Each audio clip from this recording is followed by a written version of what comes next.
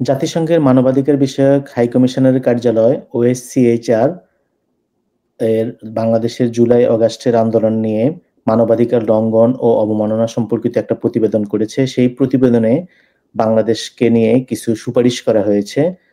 তো সুপারিশগুলি প্রথমেই আমি পড়ে দেখি কি সুপারিশ আছে। OHCHR এর সাথে সাক্ষাৎকারে অনেক প্রতিবাদকারী, যাদের মধ্যে অনেক গুরুতর আহত হয়েছেন, তারা বলেন যে দেশের প্রকৃত পরিবর্তনের জন্য এবং বাংলাদেশের সকল নাগরিকের স্বাধীনতা, সমতা এবং ন্যায্য সুযোগের জন্য তারা জীবনের ঝুঁকি নিয়েছেন। মানবাধিকার লঙ্ঘনের ভয়াবহতা এবং সমস্যার গভীর কারণ নির্মূলের জন্য প্রতিবাদ মুখর পরিস্থিতি সৃষ্টি হয়েছে, যার জন্য প্রয়োজন ব্যাপক সংস্কার, যাতে এ ধরনের পরিস্থিতির পুনরাবৃত্তি না ঘটে। এই প্রক্রিয়ায় ক্ষতিগ্রস্ত ব্যক্তি বা সম্প্রদায় যারা গুরুতর মানবাধিকার লঙ্ঘন বা অপব্যবহারের শিকার, যা কেবল 2024-এর সহিংসতার কারণে ঘটেনি, বরং দীর্ঘদিন ধরে চলা রাজনৈতিক সহিংসতার কারণে ঘটেছে। এসব ক্ষোভ প্রশমনে, ক্ষোভ, দুঃখ, কষ্টগুলি শোনা দরকার। দেশের ভবিষ্যৎ গঠনে এ সকল সমস্যার সমাধানে ন্যায়সঙ্গত ও কার্যকর পদক্ষেপ নেওয়া উচিত। ন্যায় বিচার এবং জবাবদিহিতা নিশ্চিত করার পাশাপাশি নিরাপত্তা ও বিচার ব্যবস্থার ব্যাপক সংস্কার জরুরি। নিপীড়নমূলক আইনগুলি বাতিল এবং প্রতিষ্ঠানগুলি এমনভাবে সাজানো উচিত যাতে শ্বাসরুদ্ধকর পরিস্থিতির নিরসন ও ভিন্ন মতগুলি প্রকাশ করা যায়। বাংলাদেশের রাজনৈতিক ও অর্থনৈতিক শাসন ব্যবস্থায় ব্যাপক পরিবর্তন ও প্রাতিষ্ঠানিক ব্যবস্থা শক্তিশালীকরণ। OHCHR অন্তর্বর্তী সরকারের কাছে এবং ভবিষ্যতে নির্বাচিত সরকারের কাছে নিম্নলিখিত সুপারিশগুলি তুলে ধরেছে। তারা মোট 5টি বিভাগে সুপারিশ করেছে। প্রথম হলো জবাবদিহিতা এবং বিচার বিভাগ, তারপরে পুলিশ ও নিরাপত্তা বিভাগ, 3 নম্বরে নাগরিক পরিসর, 4 নম্বর রাজনৈতিক ব্যবস্থা, 5 নম্বর অর্থনৈতিক সুশাসন।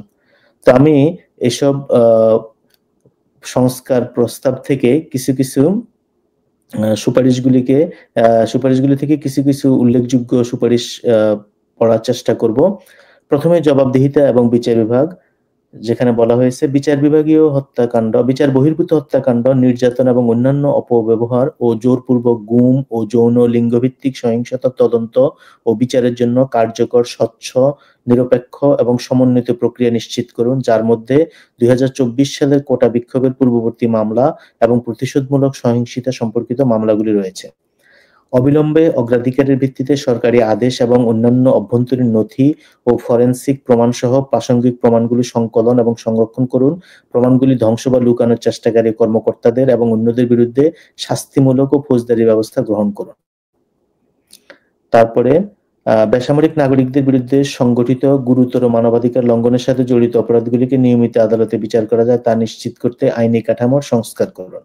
গুরুতর মানবাধিকার লঙ্ঘনের বিশ্বাসযোগ্য অভিযোগে অভিযুক্ত নির্দেশ এবং নেতৃত্ব পর্যায়ে কর্মকর্তাদের সাময়িকভাবে বরখাস্ত করুন। যেসব অপরাধ তদন্ত ঝুলে আছে সেগুলো সম্পূর্ণ স্বাধীন ও নিরপেক্ষ তদন্ত সম্পন্ন করুন এবং বিচারের আওতায় আনুন। সার্বিক ও প্রেক্ষাপটের উপযোগী ক্রান্তিকালীন বিচার মডেল গড়ে তোলার লক্ষ্যে দেশব্যাপী অন্তর্ভুক্তিমূলক সংলাপ ও পরামর্শের উদ্যোগ নিন। ভিকটিম কেন্দ্রিক যে ক্ষতিপূরণ প্রক্রিয়া, তার জন্য আগামী এবং পর্যাপ্ত বরাদ্দ নিশ্চিত করতে হবে। সততা, উপযুক্ত প্রশিক্ষণ এবং যোগ্যতা সহ পেশাদার পূর্ণকালীন কর্মীদের দিয়ে একটি স্বাধীন পাবলিক প্রসিকিউশন সার্ভিস প্রতিষ্ঠা করুন। আইন এবং প্রায়োগিক ক্ষেত্রে প্রাতিষ্ঠানিক এবং ব্যক্তি পর্যায়ে বিচার বিভাগের স্বাধীনতা ও নিরপেক্ষতা নিশ্চিত করুন। তারপরে বিচার বিভাগের সরকার এবং রাজনৈতিক দলের নেতাকর্মীদের হস্তক্ষেপ বন্ধ করুন। প্রাতিষ্ঠানিক উপায়ে এর সুরক্ষা নিশ্চিত করুন। আন্তর্জাতিক অপরাধ ট্রাইব্যুনালে মৃত্যুদণ্ড সহ সকল ধরনের মৃত্যুদণ্ড বিধানের প্রতি স্থগিত করুন। বলপূর্বক নিখোঁজ সংক্রান্ত মানবাধিকার লঙ্ঘনের ঘটনাগুলি প্রকাশ করুন এবং এতদ সংক্রান্ত সুপারিশ ও ফলাফলগুলো দক্ষতার সাথে পরিবেক্ষণ ও বাস্তবায়ন অগ্রগতি পর্যালোচনার জন্য জাতীয় কমিশনকে সহায়তা এবং পর্যাপ্ত রিসোর্স সরবরাহ করুন। তারপরে পুলিশ এবং নিরাপত্তা বিভাগের ক্ষেত্রে বলা হয়েছে যে আন্তর্জাতিক মানবাধিকারের নিয়মাবলী এবং মানদণ্ডের সাথে সংগতিপূর্ণ বাংলাদেশের পুলিশের প্রবিধানগুলিকে সংশোধন করা প্রয়োজন। এই সংশোধনের মধ্যে অন্তর্ভুক্ত থাকবে বল প্রয়োগ সহ জনসমাগম ছত্রভঙ্গ করার জন্য ধাতব গুলি বা অন্যান্য প্রাণঘাতী গোলা বারুদ ব্যবহার সম্পর্কিত নির্দেশনা, যা আসন্ন মৃত্যু বা গুরুতর হুমকির বিরুদ্ধে প্রয়োজনীয় সুরক্ষা দিবে। কম প্রাণঘাতী কৌশল এবং সরঞ্জাম ব্যবহার করে বিক্ষুব্ধ জনগণকে শান্ত করার এবং যোগাযোগমূলক পদ্ধতির উপর জোর দেওয়া, যা শান্তিপূর্ণ সমাবেশকে সহজতর করে এবং যেখানে প্রয়োজন হয় কম প্রাণঘাতী কৌশল, অস্ত্র ও গোলাবারুদ ব্যবহার করা। গণ অভিযোগ এবং গণগ্রেফতারের অনুশীলন বন্ধ করার জন্য পুলিশকে বাধ্যতামূলক আদেশ জারি এবং প্রয়োগ করুন।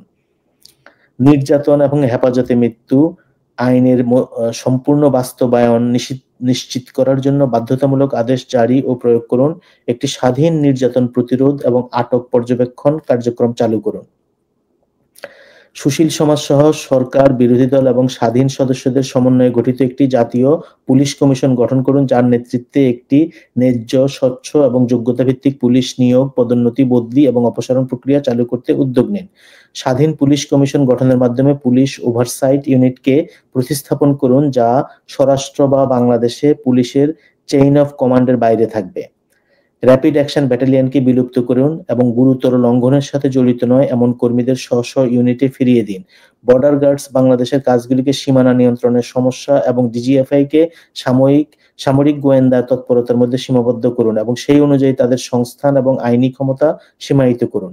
আনসার ভিডিপির উপর সামরিক বাহিনীর নিয়ন্ত্রণ রোধ করুন এবং তাদের আইন শৃঙ্খলা রক্ষার কাজে সহায়ক হিসেবে কাজে লাগান। কেবলমাত্র বিশেষ পরিস্থিতিতে সশস্ত্র বাহিনীর সদস্যদের শুধুমাত্র সীমিত সময়ের জন্য অভ্যন্তরীণ নিরাপত্তার কাজে নিযুক্ত করা যেতে পারে। এতদ সংক্রান্ত যত তাড়াতাড়ি সম্ভব একটি অধ্যাদেশ পাশ করুন। আন্তর্জাতিক এবং সুশীল সমাজের মতামতের ভিত্তিতে একটি ব্যাপক ভিত্তিক স্বাধীন ও ন্যায্য যাচাই অনুসরণের মাধ্যমে পুলিশ, গোয়েন্দা, বিজিবি, আনসার ভিডিপি এবং সশস্ত্র বাহিনী যে সমস্ত কর্মকর্তাদের দুর্নীতির সাথে জড়িত তাদের থেকে পদ থেকে অপসারণ করুন। জাতিসংঘ শান্তি মিশন বা অন্যান্য আন্তর্জাতিক মিশনে নিয়োজিত কোনো বাংলাদেশি কর্মী যাতে আন্তর্জাতিক মানবাধিকার, মানবিক বা শরণার্থী আইন লঙ্ঘন বা যৌন হয়রানি বা অপব্যবহারের অভিযোগে অভিযুক্ত না হয় তা নিশ্চিত করার জন্য একটি কার্যকর এবং শক্তিশালী স্বাধীন মানবাধিকার স্ক্রিনিং ব্যবস্থা গড়ে তুলুন। নাগরিক পরিসরের ব্যাপারে সুপারিশ: আন্তর্জাতিক মানবাধিকার মানদণ্ডের সাথে সামঞ্জস্য রেখে ঐতিহাসিকভাবে সমালোচনামূলক ফৌজদারি আইনের যেসব বিধিবিধান গ্রেপ্তার, তদন্ত ও বিচার প্রক্রিয়া বাধাগ্রস্ত করে, মিডিয়া রিপোর্টিং বা নাগরিক রাজনৈতিক মতবিরোধ দমন করে, সেগুলিকে স্থগিত করুন।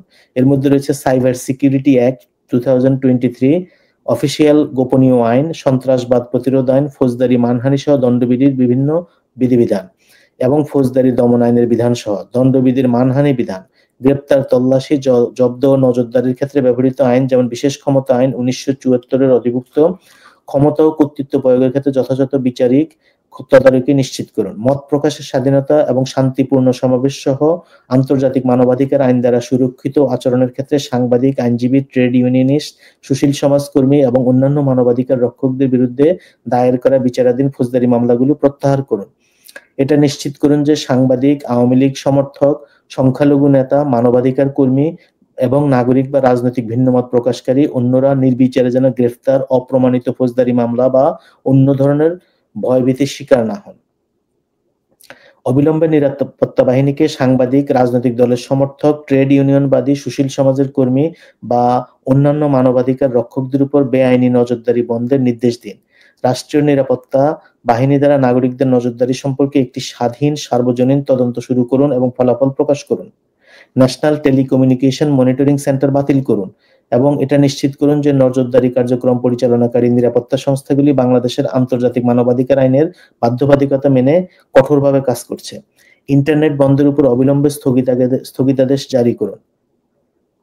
প্যারিস নীতিমালার সাথে সঙ্গতি রেখে জাতীয় মানবাধিকার কমিশন আইন 2009 সংশোধনের উদ্যোগ নিন। তারপরে রাজনৈতিক ব্যবস্থা নিয়ে সুপারিশ: মৌলিক স্বাধীনতার প্রতি শ্রদ্ধা সাপেক্ষে অবাধ ও প্রকৃত নির্বাচনের জন্য একটি নিরাপদ ও সহায়ক পরিবেশ নিশ্চিত করুন। নাগরিক এবং নাগরিক অধিকার সমুন্নত রাখতে যারা সরাসরি কাজ করেন এবং সিদ্ধান্ত গ্রহণ প্রক্রিয়ায় যাদের অংশীদারিত্ব আছে তাদের গণতান্ত্রিক প্রক্রিয়ায় অংশগ্রহণের সুযোগ বাড়ান। মানবাধিকার নীতির প্রতি শ্রদ্ধাশীল রাজনৈতিক দলগুলির অভ্যন্তরীণ পরিচালন ব্যবস্থা উন্নয়নে ব্যাপক ভিত্তিক আলোচনা শুরু করুন। রাজনৈতিক দল নিষিদ্ধ করা থেকে বিরত থাকুন, কারণ এই চর্চা প্রকৃতি ও বহুদলীয় গণতন্ত্রের প্রত্যাবর্তনকে ক্ষতিগ্রস্ত করবে এবং কার্যত বাংলাদেশে ভোটারদের একটি বড় অংশকে ভোটাধিকার থেকে বঞ্চিত করবে। রাজনীতিতে ও জনপরিসরে নারী পুরুষ সমতা প্রতিষ্ঠার জন্য আইন ও নীতিমালার কার্যকরভাবে প্রয়োগ নিশ্চিত করুন, যেখানে প্রয়োজন ও উপযুক্ত স্বল্পমেয়াদী বিশেষ ব্যবস্থা নেন। অর্থনৈতিক সুশাসনের সুপারিশ: বিদ্যমান আইন প্রয়োগ করে ঋণ আত্মসাৎ এবং অন্যান্য বৃহৎ মাপের দুর্নীতি স্কিম থেকে অর্জিত সম্পদগুলি জব্দ ও বাজেয়াপ্ত করার জন্য জরুরি ব্যবস্থা গ্রহণ করুন। অবৈধভাবে অর্জিত সম্পদ যা দেশের বাইরে স্থানান্তর করা হয়েছে এবং যেখানে সম্পদ পাচার করা হয়েছে সেই সকল কর্তৃপক্ষের সঙ্গে বাংলাদেশকে নিবিড় যোগাযোগের মাধ্যমে সেসব সম্পদ ও জব্দ ও বাজেয়াপ্ত করার এবং যথাযথ প্রক্রিয়া অনুসরণে প্রত্যাবর্তন ব্যবস্থা নিশ্চিত করতে হবে। দুর্নীতি বিরোধী আইন কঠোরভাবে এবং সমভাবে প্রয়োগ করা হচ্ছে তা নিশ্চিত করুন। ব্যবসায়ী জোট ও গোষ্ঠীবাদী অর্থনীতি নিয়ন্ত্রণকারীদের বিরুদ্ধে জরুরি ভিত্তিতে আইনগত ও প্রশাসনিক পদক্ষেপ গ্রহণ করুন। কারণ বাংলাদেশের অর্থনীতি শোষণ এবং বাজারের উপর প্রাধান্যশীল অবস্থান বজায় রেখে এই ব্যবসার জোট ন্যায্য প্রতিযোগিতার পরিবেশ নষ্ট, ভোক্তাদের অধিকার ক্ষুণ্ণ করছে। শ্রম আইন সংশোধনের মাধ্যমে শ্রমিকদের অধিকার উন্নয়ন করুন। শ্রমিকদের সংঘবদ্ধ হওয়ার অধিকার, শ্রম পরিস্থিতি পরিদর্শন, শ্রমিকদের কাজের পরিবেশ উন্নয়ন, বিশেষ করে নারীদের ন্যূনতম মজুরি, বৈষম্যমূলক বিষয়গুলি চিহ্নিত করা ও অন্যান্য শ্রম অনুশীলন এবং শ্রমিকদের প্রতি সহিংসতা রোধ করা। ওএসসিএইচআর বাংলাদেশ সরকারকে জাতিসংঘের মানবাধিকার কাউন্সিলে বিশেষ পদ্ধতি অনুসরণ আহ্বান এবং মানবাধিকার উদ্বেগগুলিকে মোকাবেলায় কর্তৃপক্ষের প্রচেষ্টাকে সমর্থন ও প্রয়োজনীয় সংস্কারের উদ্যোগ নিতে উৎসাহিত করছে। উপরন্তু ওএসসিএইচআর স্বাধীন ও স্বচ্ছতার সঙ্গে মানবাধিকার লঙ্ঘন, অপব্যবহারের ও প্রতিবাদের ঘটনাগুলি তদন্তের জন্য সুপারিশ করছে। এর লক্ষ্য হলো জবাবদিহি প্রক্রিয়াকে সহায়তা করা এবং মানবাধিকার লঙ্ঘনের ঘটনাগুলির পুনরাবৃত্তি রোধ করা।